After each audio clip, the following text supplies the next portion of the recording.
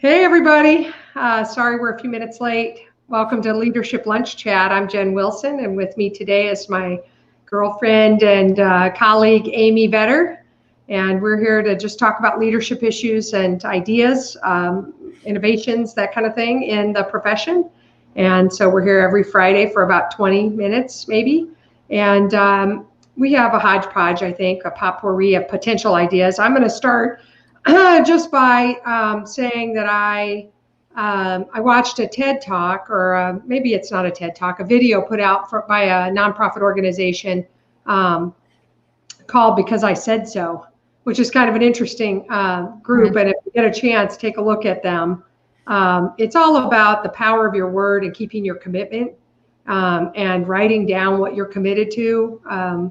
If you read kind of a little bit about it, and you see all the different things people have written that they're committed to. It's super cool how they're teaching people how to make promises to themselves and keep them.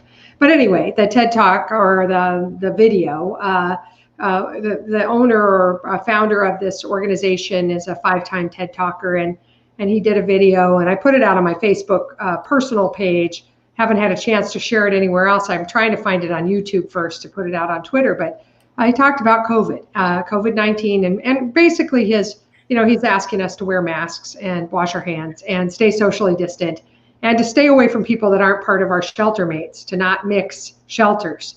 And, at one point he says, cancel Thanksgiving, which is so hard and harsh to think about. My God, it's so difficult to think about not celebrating Thanksgiving. But we made the decision in my family not to have a family Thanksgiving. There are 54 of us, when just my brothers and sisters and parents. But because my parents are 90, we thought it would be too dangerous. And we're not even getting together with the small local groups. We're all going to do our own thing. And, one of us is going to take the Thanksgiving meal to my parents and get it in there into their house. And we're sad about it, but we think it's the safest thing for all of us. And I just want to call us to think about what we're up to. And the second thing is the statistics the guy gave were unbelievable, but he said that 1 in 387 people right now in the US is positive this minute for COVID-19. And 2 people in my life, 2 people in my family, not my shelter mates, but in my family, are sick today. And it's just been getting closer and closer and closer to me, but it's really real. And it's, for some people, it's nothing. Being positive is nothing. You're totally fine. You're just asymptomatic and you hang out at home and it all passes fine. But for others, it's very serious. And in Nebraska, we don't have a mask mandate. And I think that's so wrong and ridiculous. And all I want is our governor, Pete Ricketts, who I have been tagging in my Facebook posts in the last 24 hours, to just step outside of your politics or whatever opposition you feel like you're going to have and make people wear masks when they're in public places. That's all I'm asking for. I'm not trying to get you to shut down businesses or cancel Thanksgiving, but I just think it's outrageous that we could have people inside stores without masks on today, right now, when we know it's not a perfect solution, but it is a partial solution. So why not? So that's my rant. I'll jump off my COVID-19 soapbox. But that's where I am today on that. Yeah. Well, and I would say I totally agree on the mask wearing as far as, keeping people safe. I will say, as a business owner of a yoga studio, this has been one of the hardest years I've ever had as a business owner.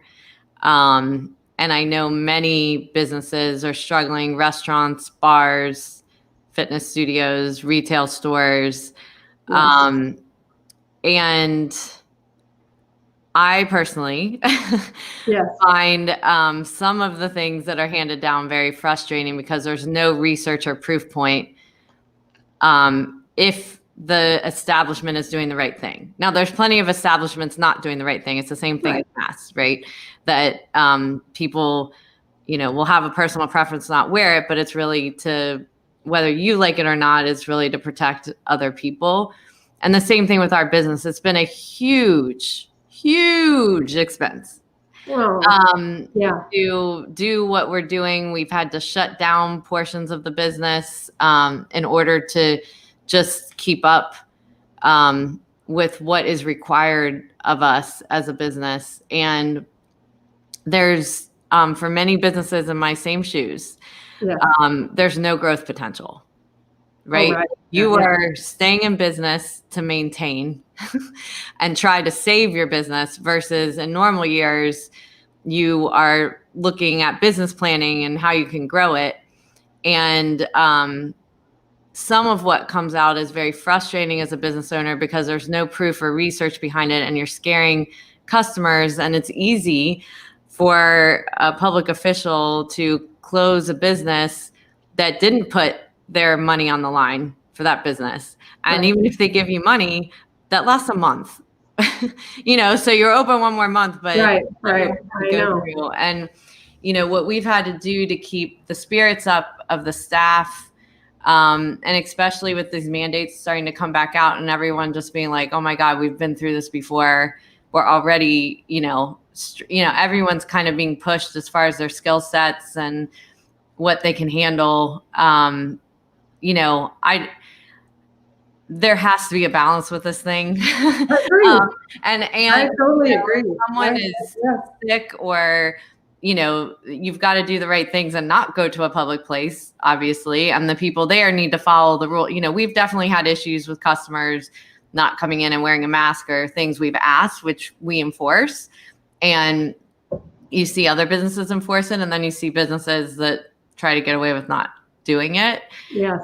But the research is around community and family events and things where people are more lax and not as safe. And so I just want to put my heart out to all the fellow business owners that are dealing in situations where you're brick and mortar, you've got a lease payment, you have employees on the line, and hopefully public officials looking at this as well of saying, make sure if you are going to do a mandate that there is proof behind doing it, because you mean a shutdown mandate or a minimum number of people in the building or that kind of thing? I mean, and the shutdown, there's just, it's easy for someone to say that's not putting their money behind it. And, it's at the end of the day, it's a personal choice of how well that business owner takes care of the customers coming in. Yeah. So I would just say that I do think business owners need to speak up. I had a customer come in yesterday and was like, I petitioned, like, we need fitness places. We need mental health, and so I think there's a balance with all this. I think it's been eye-opening of, I don't think we've ever lived in a time where things have been mandated like this. And I understand safety. So nothing of what I'm saying is about not being safe. Right. But it's a terrible balance. Yeah. It's a terrible balancing act. Well, and if you know of a small business, support them. For sure. Do whatever you can to, if it's delivery orders and you can't go into a restaurant, or if the fitness place is still open, to support them and try not to attend their Zoom classes, continue to make your payments. Yeah, because participate in their virtual events and pay for those. And because it won't exist. Right. People can only last for so long, That's right. That's right. Yeah. And that's going to have a ripple, a tsunami effect to our economy if we see all these businesses fail. And I'm on the same page with you about that. I know there's ways to do it safely. I also have a niece who is on the front lines as a nurse, and PPP her personal protection equipment of varying levels of availability. Accounting terms, PPE. Her PPE, thank you. Sometimes not available, or having to last a long time, or reuse it in ways that it's not supposed to be reused, and then being there working tons of overtime people getting sick in her, in her unit constantly. So they're constantly short-staffed, having to work tons of overtime, having people quit. There's a significant, that's one of the thing that this gentleman says in this video, which I will post to my other channels, but find it on my personal Facebook in the meantime. He says, hey, I don't know if you get it, but healthcare workers work optionally. We could spend all the money in the world buying masks and, sending them PPE and doing the things that they need, for supplies and getting ventilators and all that business. But they're tired and there's no cavalry coming for them. That's what he says. He says the cavalry rode into New York to help, but the cavalry is now too busy in their own city trying to fight this thing. And North Dakota has no beds left. I know that there are cities that the refrigerator trucks are being brought to. El Paso's one that the refrigerator trucks have been there 3-4 weeks now. And those are for, the morgue because they have an overflow and they can't process the bodies fast enough. And I know that sounds scary and people will say that's scare tactics. That's facts. And we have to balance that with keeping our economy going and keeping our mental health and our physical health and being able to get food and, our supply chain going and all those things. And, maybe what we did in February, March, April was too much. And there's a lot of ignorance then because nobody knew anything. Right. We're smarter now, but, can we please, figure out how to have a more unified approach state to state? I mean, that's, we're one of only a handful of states now that doesn't have this mask mandate in Nebraska. And it's embarrassing, and frustrating and anger making, but, and dangerous, by the way. So irresponsible maybe. So anyway, and I'm irritated by it because that makes it so my city can't have a mandate. Right. My city can't have a mandate unless the state has a mandate. My Walgreens can't have a mandate because my Walgreens says that they're allowed to mandate masks in cities where the city, so I go into a Walgreens to get my flu shot and people are in there with coughs and no mask, and you're like, how could this and be? it's weird how we have this different perspective on that now. Not that you ever liked it if someone sneezed without covering No. but it is the weirdest thing. It actually, you are worried about how close you're breathing to somebody and just in such a short amount of time, how much our perspective and reality has changed. And I don't know that will ever go back because you kind of, it's really interesting. It's sad is what it is. I mean, this is going to be embarrassing, but we're live and that's what this is about. But, I'm supposed to be vulnerable. I'll be vulnerable. I don't kiss my husband hello or goodbye anymore. We never, ever left each other without a kiss goodbye or hello. And we're 37 years together. We don't do it anymore. And we don't because he goes out every day and he sells, helps people build houses. Right. And he wears a mask and he makes them wear a mask, but he's in a public setting that I'm not in. Right. And I'm the one going into my parents' house and feeding our children. So I'm avoiding, that kind of stuff. Just, I'm not avoiding living in the same house with him or sleeping in the same bed, but I'm not, purposefully drinking off cups. We don't share water. I wouldn't think of, give me a bite off his fork. No way. Right. And I probably never, ever will again. I mean, I'll kiss him goodbye and hello again. Let's hope. Yeah. But I mean, that's sad. But, there's just, our whole perspective has changed. And I think that, I've always carried hand sanitizer because I had a NICU baby. 23 years ago. So I've always had hand sanitizer. I'm always a hand washer. And people would be, in my family, my bigger family, my brothers and sisters and stuff would be like, you're so paranoid, and now everybody has hand sanitizer. Yeah. Nobody eats a meal without putting them on. They don't have I feel a little bit indicated in my paranoia, Yeah. So maybe that'll go away and maybe it won't, later. And I'm anxious for it too. And I, here in the city of Omaha, we've done, I know people who've done the trial of the Pfizer vaccine. They're in the trial. Yeah. And that's exciting. Yeah. Brandon says I should kiss him on the forehead. Good for him. I agree with you. Marriage advice. Yeah, how important these Friday chats are. they are. And Brian will love it later. Thank you, Brian. So, Yeah, you're right. I mean, Yeah. certainly. But anyway, we have people here locally that have been in that vaccine test and seem to be fine. Like they're not having side effects and stuff. And I'm encouraged, by Right. I pray to God. And of course, again, I'm not trying to make you take my religion, but I'm certainly praying that we have good treatment for the ill and this vaccine that will begin to build immunity, even temporary 1-year immunity, whatever, and that we can next March be like never having to talk about this again. I mean, that's what I'm hoping for. But in the meantime, I feel like our leaders need to unify a little better and balance all this hard stuff. And this is the job of leadership, by the way. What we're talking about, you could say this is a COVID talk, and sometimes I get on the phone with people, we'll do 6 minutes of COVID talk, and then I'll be like, let's stop the COVID talk and move on with our lives here and do business. We're doing COVID talk all day today, it sounds like, but this is leadership.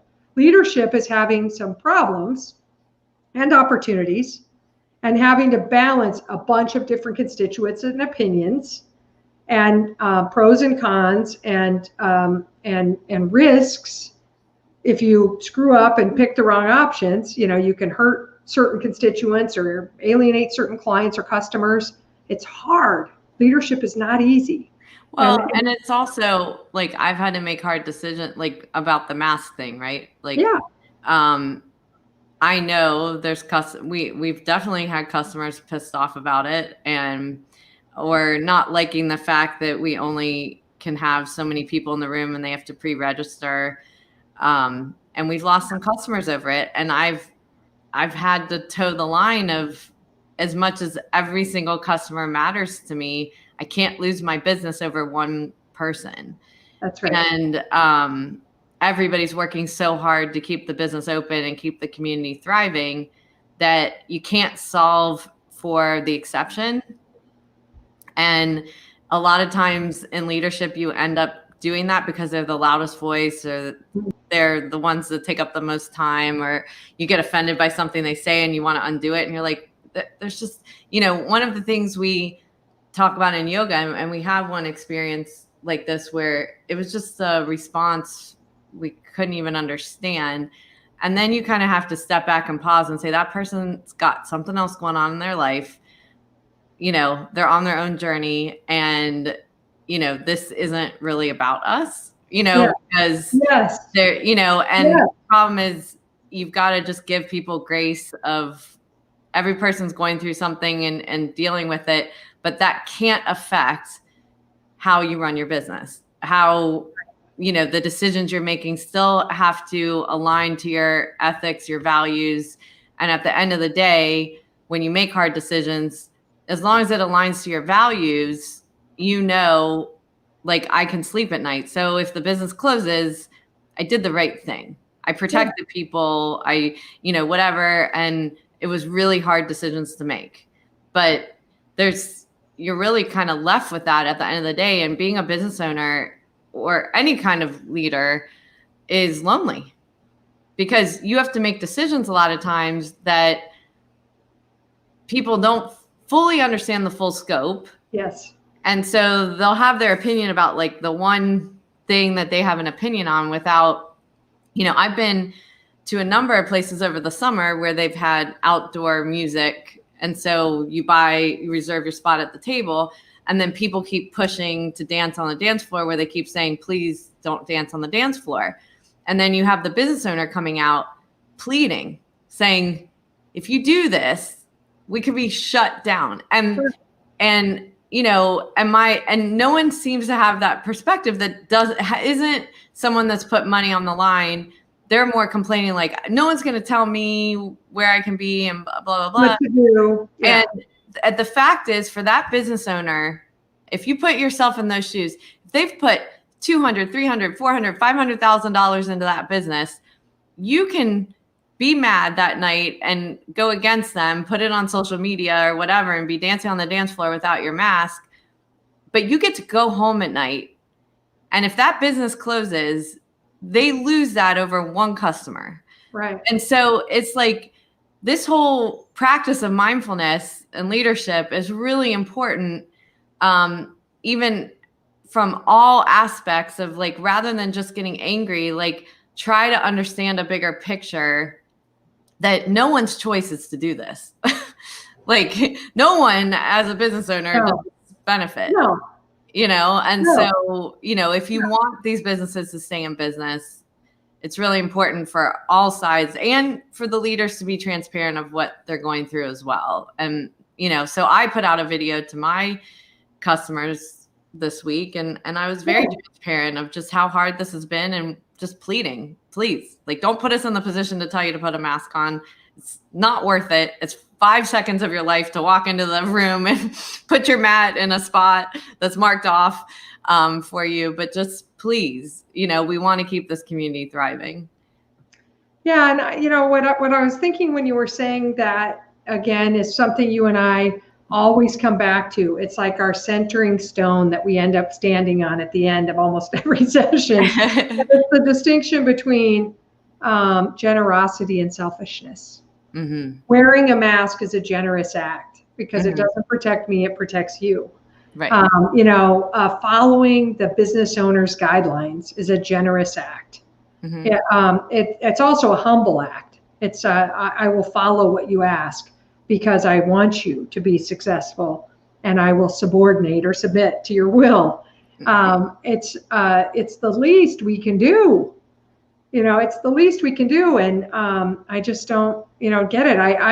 Our grocery store has a mask mandate. They didn't for 4 months. And I, talked to the manager every time I shopped, and I felt scared to go into aisles where small families would be standing there without masks on and stuff. And anyway, they have a mask mandate, but still, I was just there this weekend and there was a guy standing at the cash register paying without his mask, no mask at all. And the young kids that are running those registers and bagging those groceries, they don't have the courage to bring it up. And the manager's absent, not handling the problem. And, sometimes I act like a leader from the aisle. Mostly 99.9% of the time I want to. Yeah. I don't always do it. And I would like to always do it, but like this time, in this case, my daughter was with me and she's like, no, Mom. She didn't have to say anything. She pointed it out. She goes, look, he doesn't have a mask. And then I was like, looking at him and thinking, oh man, how I felt bad for the kids that were up there, were helping him, serving him, how uncool. And if they were my kids, I would be so bitter. Yeah. And, but that's selfish. And so leaders are generous. Good humans are generous, and they put their selfish interests aside for the greater good, and they do unto others. Mm-hmm. And I'm just hoping we can do more of that and somehow come together. We're the United States of America. We're better than this. We can beat this together. Instead, we look like we're Laurel and Hardy right now with this pandemic. It's kicking our butt. I'm serious. We're like, and however many 100,000s of people are dead now. That's what we are. And I think we're better than that, smarter than that, or better than that. So that's what I want to call us to. And I know we're past time. And I thank you for entertaining COVID. I'm sorry I had to make the session about that. It's about way, way more than that. Because if it's not COVID, it's something else.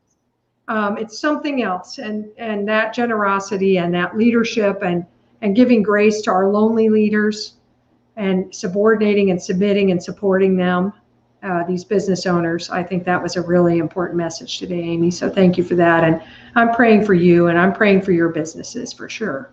And when we post this thing, put a link to your classes, because there are a lot of people that might be watching this that would love to take your classes and support you. So let's make sure we do that. Okay, thanks everybody. Right, awesome. We'll see you next Friday. No, we won't. I think we're off. Yeah, Thanksgiving. Friday. Yeah, Thanksgiving. So we'll see you a week from Friday. Yes. Okay, everybody. Have a great holiday. Be safe. Be healthy. Yes. Bye now.